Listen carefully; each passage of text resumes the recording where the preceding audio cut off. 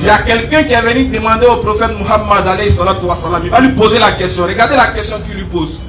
Quel est le meilleur islam? Il dit, l'islam là, c'est quoi le meilleur de l'islam? Qu'est-ce que c'est que le meilleur islam?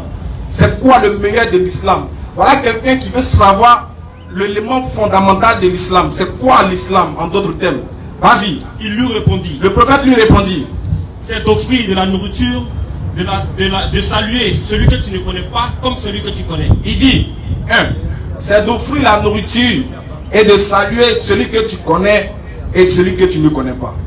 Vas-y. Abdallah ibn Salam rapporta. Oui. Je suis allé voir le messager d'Allah. Je suis allé voir le messager d'Allah. Lors de son arrivée à Médine. Lors de son arrivée à Médine. Voyant son visage. Lorsqu'il a vu le visage du prophète.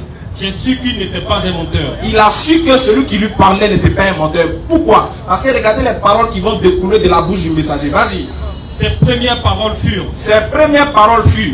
Ô homme. Ô homme. Répondez le salut islamique. Dites le salut islamique. Assalamu alaikum. Répandez ce salut-là dans le cœur des gens. Répandez ça dans la vie des gens. Continue. Nourrissez les pauvres. Nourrissez les pauvres. Entretenez les liens de parenté. Entretenez les liens de parenté.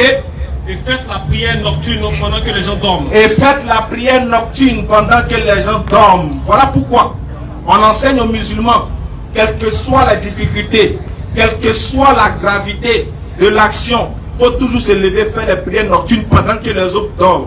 Parce que tu montres la différence entre celui-là même qui attend quelque chose de son créateur et en celui-là même qui n'espère rien de son créateur. Il y a une sagesse dans le fait de se lever la nuit pour prier pendant que les autres dorment. Continue la lecture, mon frère. Vous entrerez ainsi au paradis en paix. Il dit, c'est ainsi que vous allez entrer au paradis. Lorsque vous allez répandre le salut aux gens. Lorsque vous allez nourrir ceux qui sont dans le besoin. Lorsque vous allez propager plutôt la paix autour de vous. Et que vous allez vous réveiller, quel que soit dans la nuit, pour faire des prières pendant que les autres dorment. Vas-y, frère. Le prophète a également dit. N'entrera pas au paradis. Voilà celui qui ne va pas entrer au paradis. Celui dont le voisin craint le mal. Et, Oustaz, on dit celui dont le voisin craint le mal, il n'entrera pas au paradis. Parce qu'il y a des gens ici qui se disent que comme le voisin ne partage pas la même foi que lui, alors le voisin n'a pas droit à la liberté. Le voisin n'a pas droit à la tranquillité.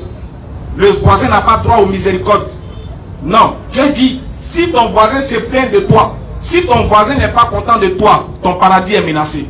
Qu'Allah donne la bonne compréhension. Amen. Qu'Allah fasse de nous des musulmans sincères et purs. Amen. Continue la lecture, c'est intéressant.